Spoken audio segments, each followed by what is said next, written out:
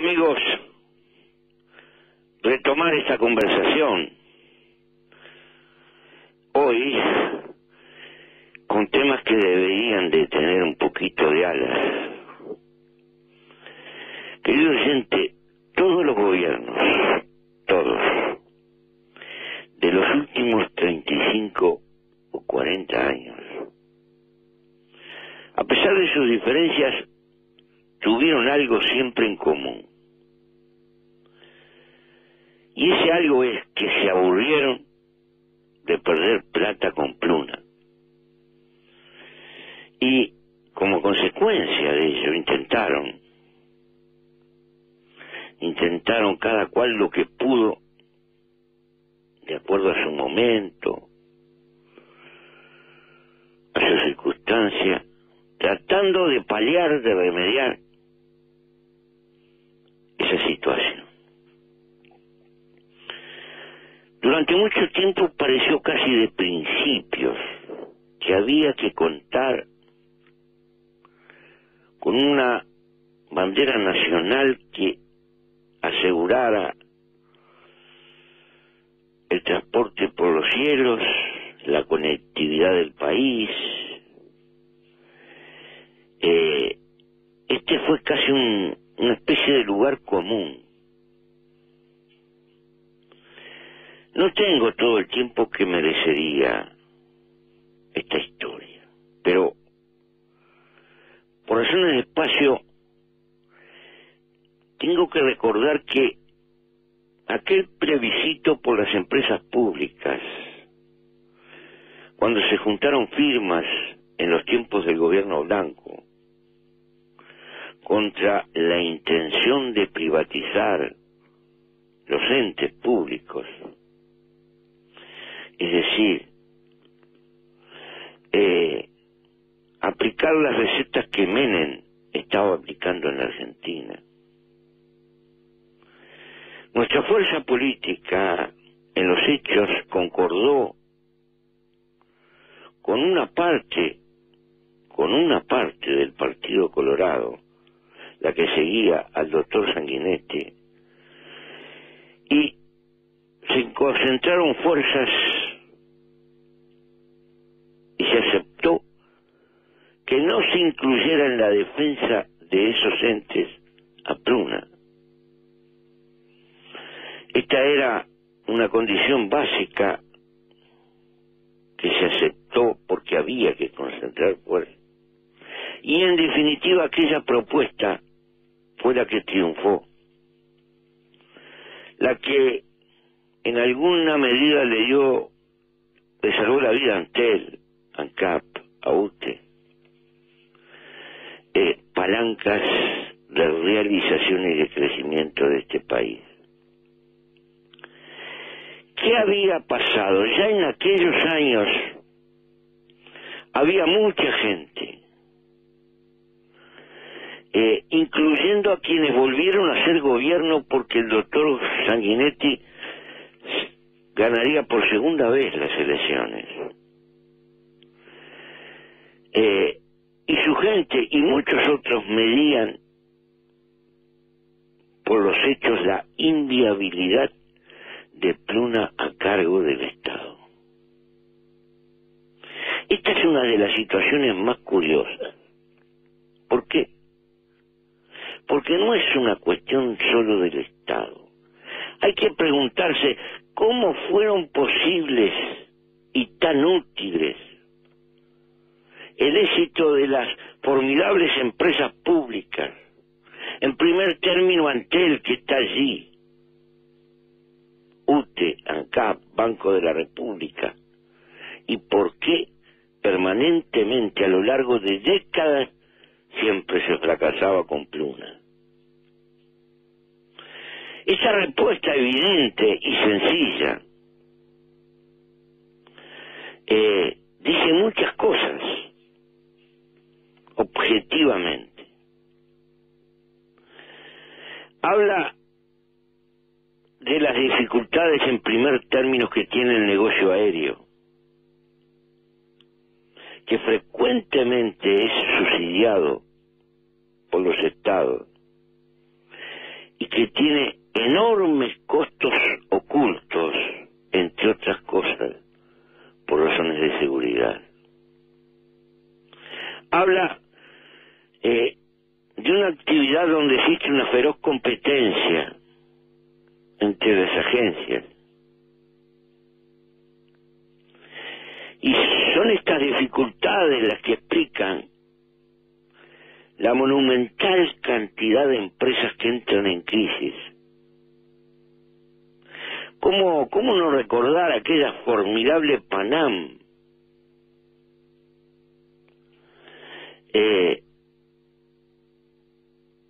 ¿Cómo no recordar a Barrick acá en América Latina? Y podríamos seguir por mucho tiempo. Son decenas y tal vez centenas las empresas aéreas que fueron desapareciendo. Y tendríamos en esos intentos de los gobiernos por sacarse en el Uruguay este clavo ardiente de pérdidas.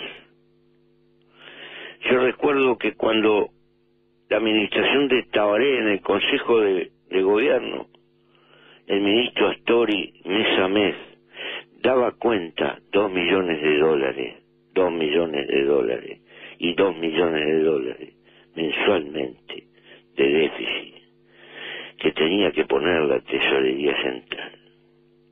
Pero en materia de cosas que intentaron los gobiernos, recordemos la asociación con Baris, un poco a la carrera. En 1995 apareció algo así que se llamó el Pluriconsorcio de Aeronavegación, que pasó de la noche a la mañana a tener el 51% de las acciones. Y fue una operación en el medio de un gran silencio, firmada por Rosario Medero, reconociendo y felicitada por don Elías Blut, secretario de Presidencia, más adelante. Allí había un señor Alberto Fragenman, que era presidente de aquel pluriconsorcio. Integraban ese pluriconsorcio dos cambistas del medio ambiente de acá del Uruguay que tenían el 25% de las acciones. Integraban ese pluriconsorcio una empresa dedicada a la electrotecnia argentina y en la administración de hoteles, que al parecer nada tenía que ver con el negocio aéreo, pero no importa. Resumidamente, mucho tiempo después, supimos que en definitiva, el que pasó a ser el gestionario, Barrick, era el verdadero dueño por atrás.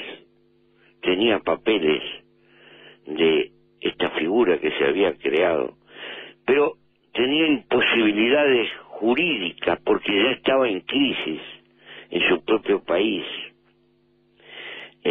Había pasado a ser el verdadero dueño.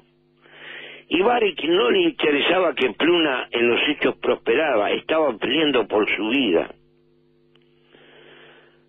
Se llevó el taller, la exprimió, en ningún momento se ocupó de que esta empresa realmente caminara. Y no hizo otra cosa que multiplicar las penurias futuras de Pluna. Me he detenido un minuto en esto. ¿Por qué? Porque a lo largo de los años este negocio, que seguramente se hizo con buena intención, sacarse el clavo, no seguir administrando un clavo, con el sueño de que una empresa importante como Barrick iba a dar una salida, por lo menos para no perder plata. Y pasó exactamente lo contrario, porque Barrick tenía su asunto y ya había entrado en crisis, y lo notorio que las consecuencias de este negocio llegan hasta hoy, porque en definitiva, si bien es cierto que en este último periodo los números demostraban impiadosamente que esta empresa estaba quebrada, porque el grupo económico mayoritario que había llegado a su administración no tenía liquidez para seguir haciendo andar esta empresa, y había contraído un nivel de deuda que la sepultaba. Eso es incuestionable. Pero es también incuestionable que como coletazo de lo que pasó anteriormente con Bari, la jurisprudencia brasilera al parecer terminó considerando que Pluna era parte integrante del mismo grupo económico, y entonces multitud de reclamos pendientes para con Bari, empresa fundida, empiezan a llegar como una marea al Uruguay, reclamándole al Estado uruguayo como propietario de Pluna. Este asunto está allí, se amontonan las carpetas, y este es un asunto que prende fuego, porque esta no es una negociación plenipotenciaria o con un país, esto es decisiones de la justicia brasilera que mucha gente en el Uruguay considera que son un disparate desde el punto de vista jurídico. Sí, pero hay que convencer a la justicia brasilera. El hecho es que el asunto está allí. Y esto supone lidiar con una justicia de otro país, y supone el peligro, y suponía el peligro elemental de que los aviones de Pluna fueran secuestrados por orden de la justicia brasilera en cualquier aeropuerto brasilero. Así nomás. Lo que quiere decir que esta empresa está liquidada, porque una cosa es cargar con los clavos de Pluna y otra cosa es cargar con los clavos y los reclamos de Bari para el Estado uruguayo. Es demencial, demencial. Estoy seguro que en el momento que se hicieron los papeles, los contratos, las idas y venidas, yo no tengo tiempo, es para escribir una Biblia de aquellas cuestiones de Bari. Nadie pensaba en estos coletazos, nadie. Como estoy pensando que esos marinos argentinos que se embarcaron, uruguayos que se embarcaron en un barquito bandera argentino, nadie pensaba que los iban a detener en un puerto africano por una supuesta deuda del gobierno argentino, etcétera, etcétera. Y ahora anda a discutir en ruso a kilómetros. Bueno, pero estas cosas suelen pasar. Por eso el gobierno, desgraciadamente, no podía hacer otra cosa que liquidar esta historia de Pluna, le gustara o no le gustara. Y todos los partidos del Uruguay fueron acabadamente informados de este asunto, de lo que estaba reclamando permanentemente la justicia brasilera. Todos los partidos lo sabían, y lo saben, fueron oficialmente informados. Esto era un asunto gravísimo. Desgraciadamente, este asunto no hemos podido tener la madurez de manejarlo como se debió de haber manejado. Pero, volviendo al cerno del asunto, esta historia de Bari es una. A habría muchas otras. Una de las páginas por las que atravesaron ocasionalmente los gobiernos tratando de sacar ese teclado. Pero son las dificultades en el fondo del negocio aéreo que explican esta crisis. Son las que explican cómo sucumben cantidad de empresas aéreas.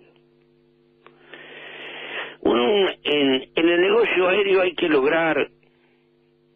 infinidad de costos por razones de seguridad. Por ejemplo, hay que lograr la habilitación de cada tipo de avión. La habilitación no solo local, sino a los eventuales destinos. Eso supone meses de gestión, no es un expedienteo meramente burocrático. Hay allí valoraciones de carácter técnico infinitas. Y lo propio pasa con los pilotos. Por más pilotos veteranos y condecorados que estén, necesitan una habilitación que se da en cada país a donde van los aviones, para cada tipo de avión, y esto lleva costos y tiempo. Algo parecido pasa con los equipos de mecánicos, que necesitan reconocimiento internacional por parte de los fabricantes de avión. No es un buen mecánico, es un mecánico que tiene reconocimiento central y se le certifica ese reconocimiento. Todo el mantenimiento está protocolizado por las fábricas, que obviamente en su competencia se preocupan por la seguridad, porque un accidente puede fundir una empresa. Esto hay que recordarlo. Y esto en el fondo son costos, a veces costos no muy visibles, pero costos alucinantes. Resulta carísimo. Hay que sumar después la historia de los servicios de aeropuertos, de las rutas, los servicios de tierra complementarios, aparte de los de mantenimiento que ya he relatado. Un equipo de aviadores para una unidad puede andar por 10 o 12 pilotos. Cada uno cobra en nuestro país creo que alrededor de unos 80.000 pesos no trabajando. Y después, de acuerdo a los horarios, los días, las millas, etcétera, recibe compensaciones, puede llegar a cobrar 120, 130, hasta 140.000 pesos por mes. Según los vuelos, se deben de agregar los costos de seguro, en fin. Omito muchísima cosa en materia de costo porque falta tiempo, pero un capítulo aparte lo constituye el costo de los combustibles, un insumo implacable con la aviación. El volar es un derroche de energía, un verdadero derroche de energía. Y todos sabemos que el combustible es caro y ha sido, en general, muy caro en el Uruguay. Así que quienes aparecen para negociar aviones o líneas aéreas saben todo esto que estoy sintetizando apretadamente. Saben de esta realidad. Y resulta inevitable que traten de conseguir la mayor cantidad imaginable de ventajas, tratando de aminorar los riesgos que esta actividad tiene. Estos son factores que, por un lado, hacen que existan muy pocos interesados. Si este fuera un negocio brillante, harían cola. fuera un negocio fácil, nos pasaría como nos ha pasado en otras cosas, que tenemos que apartar porque hay demasiados interesados y se nos arma lío por exceso. Pero esto es exactamente al revés. Vienen muy pocos y los que vienen tienen unas exigencias que por momento asustan. ¿Por qué? Porque en la base este es un negocio obviamente difícil, según enseña la experiencia nacional e internacional. Entonces, a título de ejemplo, comenta la gente que está informada que Aerolíneas Argentinas pierde 2 millones de dólares por día. ¿Será cierto? No sé. Pero esto da una idea. Da una idea de lo que significa esto. Conocemos la historia de Iberia, conocemos la historia de multitud de empresas que han desaparecido. Hay una discusión para este país que tiene que plantearse, y es esta pregunta: ¿es imprescindible tener una aviación comercial que esté ligada al país? Esta es una pregunta que objetivamente tenemos que hacernos como nación. ¿Resulta imprescindible? Y si la respuesta fuera positiva, ¿cuáles son los límites objetivos de lo que podemos perder? Porque en la vida todo enseña que hay límites. Podríamos perder $100.000 por día. Podríamos perder algo más.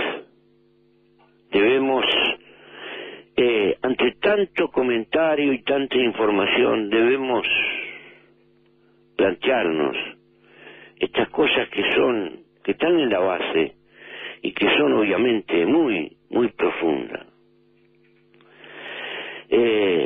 Pero por otro lado, hay quienes razonan, y he recibido misivas al respecto. ¿Cuánto perdemos si no tenemos línea aérea? Esta es la otra pregunta. Me dicen, por ejemplo, en un trabajo que me envía, los pilotos, obviamente son parte interesada, pero algo deben de conocer. Me hacen esta pregunta: si el Estado percibe $100 millones de impuestos, porque se multiplica el turismo, porque hay más servicios, e indirectamente más exportaciones, es decir, este plus es consecuencia de la conexión, y se pierde para nuestra economía si no existe la conexión. Entonces se pueden perder 10, 15 millones de dólares porque en el fondo se rescatan 100. Habría que desglosar estas cosas. Desglosar los pasajeros de origen de Uruguay que viajan al exterior con propósito de hacer negocios, las ganancias y los salarios pagos por esos pasajeros que permanecen en la economía uruguaya, ya que se basan en el Uruguay y generan una mayor cantidad de negocios, más cantidad de empresas, empleados que trabajan con salarios que aportan impuestos. Exportaciones, habría que desglosar bienes que se exportan en el Uruguay a través de la acción directa de la compañía aérea, costos de flete que permanecen en la economía uruguaya a través de impuestos sobre las compañías, pagos de salarios, proveedores de calo, etcétera. Habría que poder cuantificar el margen de captación de divisas, porque cada pasaje vendido en el extranjero ingresa a la economía uruguaya a través de tener una aerolínea. En fin, seguramente seguramente, que hay otras cuestiones que cuantificar, seguramente. Es decir, no son sencillos estos cálculos, pero desde todo punto de vista hay que objetivizarlos, que salgan del terreno de me parece, es decir, estudiarlo. Y naturalmente son un desafío que está planteado allí por delante. Pero existen otros puntos de vista en nuestra sociedad, de gente que de una forma u otra tiene experiencia o ha trabajado cercano a esta situación, y que en términos sencillos nos dice lo siguiente: ya que se fue el balde, es mejor tirar la cadena. Es decir, están en contra a seguir intentando tener línea aérea ligada más o menos al Uruguay. Si existen pasajeros, aparecerán las líneas, vendrán de afuera. Declaremos al Uruguay cielo abierto y que fluya el mercado y no perdamos más plata. Si hay una demanda, la demanda se irá satisfaciendo de alguna manera. Como puede verse, estos dos grupos de razonamiento están en nuestra sociedad y son francamente contradictorios, seguramente con buena intención. Son cosas que tenemos que analizarlas hacia adelante. El hecho está es que intentamos trabajar observando todas las variables posibles, analizándolas y centralizadas en una oficina, informando cada una de las negociaciones que aparecen, y habrá que tomar en los días venideros decisiones de carácter definitivo en el error o en el acierto, pero habrá que tomarlas en un sentido o en el otro. Hoy estamos analizando y negociando las diversas variables, pero vuelvo a aclarar, ni es un fenómeno fácil ni es un fenómeno sencillo. Los ministros que han intervenido hasta ahora en este proceso han puesto de sí la mayor buena fe. No tengo por qué dudar de la buena fe, y han hecho todo lo posible. Pero como demuestra la historia a lo largo de varios gobiernos en este país, ni es fácil ni es sencillo. Está erizado de dificultades, y esas dificultades se multiplican cuando salta lo mediático y cuando naturalmente, en su legítimo derecho, el juego opositor hace su trabajo, magnificando y multiplicando el camino de esas dificultades.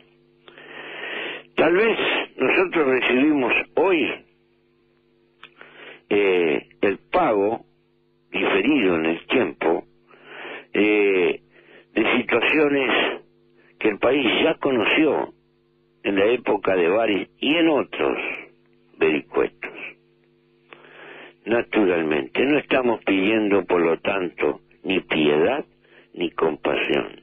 Lo único que estamos planteando es que objetivamente esto es difícil. Segundo, no sobran los interesados. Tercero, la causa esencial, más penosa que nos toca enfrentar, es consecuencia de los juicios de Bari, que son una amenaza para este país y contra el cual no solo tenemos la obligación de luchar, sino que son como una piedra al costado, consecuencia de este largo proceso de agonía de Pruna que tiene muchas décadas, y al cual no le hemos podido encontrar como país una salida. Tendré que dedicar otro espacio y espero que en ese próximo espacio le pueda comunicar al país el rumbo que en definitiva nos vamos a dar en este asunto. Por hoy, solo algunas preguntas para que cada uno de nosotros se las haga.